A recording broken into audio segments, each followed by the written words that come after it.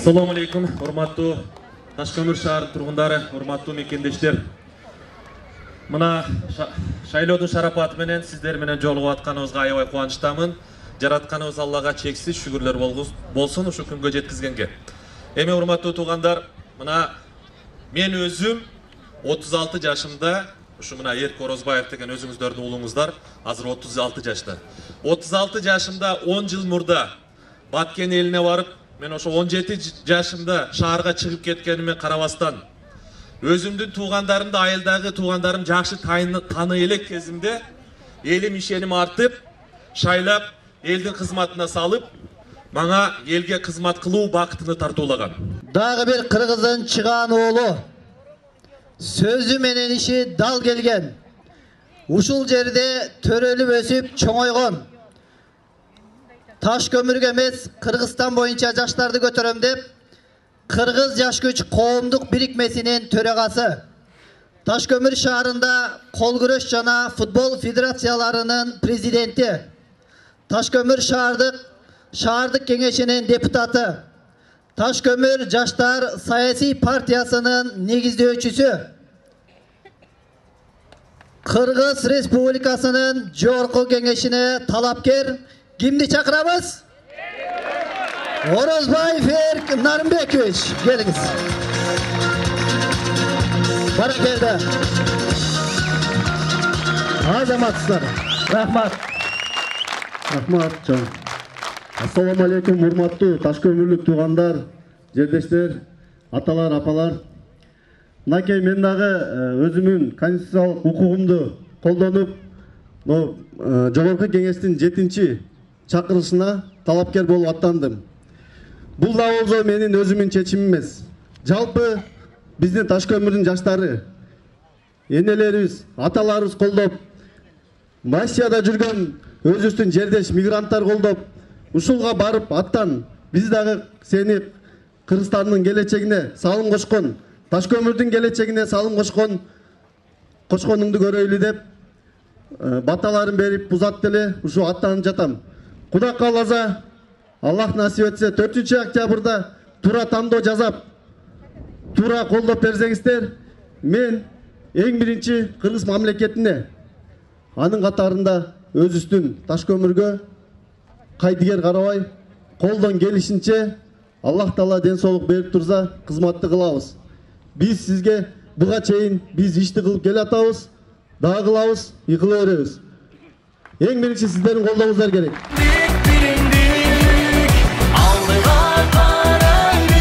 Анан дагы айтып кетүүчү нерсе, урматтуу элим. Мен башкаларга окшоп 2-чи же 3-чү жолу талапкер болуп келген жокмун. Сиздердин астыңыздарда 1-чи жолу келип атам. Мага да бул биримдик партиясы сунуш кылганда, астыбызда Расул Ахматович айткандай, бир тыйын сунуштаган жок, бир тыйын сураган жок. Башка партиялар сунуштады 300 миң, 500 миң доллардан. Бирок мен ага жүрөгүмдөгү Кудайдан корккон сезимим, аброюм, титим макулдук бербейт. Ал 60 миң элдин, 30 миң шайлоочунун тагдыры мен бүгүн ойношо албайм. Азыркы учурда көрүп атасыздар. Бул шайлоону бизнес катар колдонуп калгандар бар. Ушунун үстүнөн акча иштеп аткандар бар. Ошондуктан сиздерден суранып кетем. Ушул нерсеге алданбаңыздар.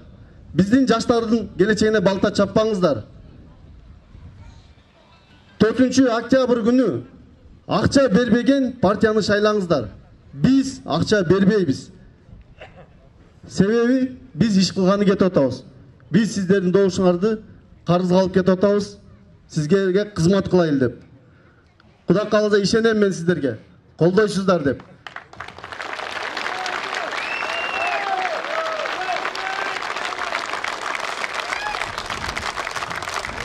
Анан мынакей биздин акыркы 30 жылдык тарыхыбызды карасак, мен жогоруда Улукбек Тойчуевич, Расул Ахматович айтып кетти, Кыргызстандагы анан биздин биримдик партиясынын программасын. Мен алга кайталап эле коеюн. Азыр мен сиздерге Ташкөмүрдүн көйгөйүн айтып берейин. Ташкөмүрдүн көйгөйү 30 жылдан бери өзүңүздөр жакшы билесиздер. Мына мен жергиликтүү кеңеште 2,5 жылдан бeri иштеп атам. Биздин бюджеттин деңгээли биздин чоң көйгөйдү чечкенге акыбалы жетпейт. Алыстан келген коноктордон уялабыз. Кыргызстандагы эң чоң дарыянын жээгинде жашап туруп, күнүнө 1 саат 2 саат суу ичкен үйлөрүбүз бар. Туурабы? Ошон үчүн бул да бир эзибизге келип, ишеним көрсөтүп, туура шайлап бериңиздер. Биз ушул канализация маселесин, суу маселесин чечейли. Эң биринчи. Андан жогорусун бака сөз бере албайм. Себеби бул дагы өтө чоң көйгөй. Кээде коноктор чакырсаң уялабыз өзүбүз. Бул айтпай турган сөз эле, бирок чындыгы бар да, ошон үчүн айтыш керек болуп атат. Ошого барыңыздар, туура тандоо жазаңыздар. Суранып кетебиз. Кээ биркилер айтып атат, неге бул партия? Мен силерге айттым. Бул партиянын программасын окуп чыгып, бизге окшогон, мага окшогон жөнөкөй үй бүлөнүн балдары чыккан. Ар ким өз жеринде көйгөйүн жакшы билет. Буга чейин шайлоолорду билесиздер. Алдыңкы 10 орундук, анан 5 орундук золотой деш болгон. Андай нерсе жок бизде. Ким мээнетибизге жараша, добушка жараша мандат алабыз. Эгер сиздер колдоп берсеңиздер, Кудай кааласа, биз дагы мандат алып, элибизге кызмат кылабыз. Атайын убактыңыздарды бөлүп, ушул бизге жолугушабыз деп келгениңиздерге терең ыраазычылык сиздерге. Кудай кааласа 4 октябрда Биримдик партиясын номер 1-ди шайлап берет деп сиздерге терең ишенем. Рахмат. Өзүнө кылбастан, өзүнүн үй бүлөсүнө кылбастан элге бардыгын ушу эне аталарга шаары кылалы деп барды түнүгүнү жүгүрүп жүрүштү. Эми бизге урматтуу туугандар, бизге ушу балдар аттанып атса, ушу балдар дагы кызмат кылып берейин деп атса, дагы кыргыз элине кошулуп биригели деп атса, өзү биригип келишкен. Дагы ошого кошулуп биригейин деп атса, биз эми эмнени каалашыбыз керек? Мен ойлон берди отургандар ага каршы эместир бир ата-эне дагы. Ушу балдарга эртең үндү кошуп, жанагы кээ бир келип мактанган жанагы айтып кетишти, жанагы жылдыз салып берем деген. Бекер ошо жака үндү коротпой, чогуу мына ушул жерди ушу балдарга бериши керек. Сизден сураныч. Анан бизде 12.000-13 миң эл бар. Ошо 13 миң элдин ушул жерде отурган ата-энелер жарымынан көбүн бербесек, эртең ким экенибиз дагы билинип калат. Анар эзиң элде болсун, мен просто эстетип коеюн. Биз 5-6 миң когусту жөн эле беришибиз керек эгер ашып кетпесе. Ошондуктан ар бириңер үйүңөрдө туугандар, балабыз үчүн деген, кызыбыз үчүн деген, эл үчүн деп жүргөн балдарга көкүрөктү, жүрөктү таза кармап, жүрөктү таза согуп, Алла силерди колдоп, эртең 4 октябрь күнү ушул балдар бир 7-8 миң голос албаса, биздин ушул жерде бирге жүргөнүбүз, бирге ынтымагыбыз, эл үчүн кылганыбыз, жер үчүн кылганыбыз жакшы болбой калат да, сураным силерден. Ошону гана суранып кетем. Бар болгула, аман-эсен болгула, бирге болгула, ушул балдар 4 октябрда жеңип чыксын, биринчи болуп чыксын. Рахмат. Баракелде. Аман болуңуз.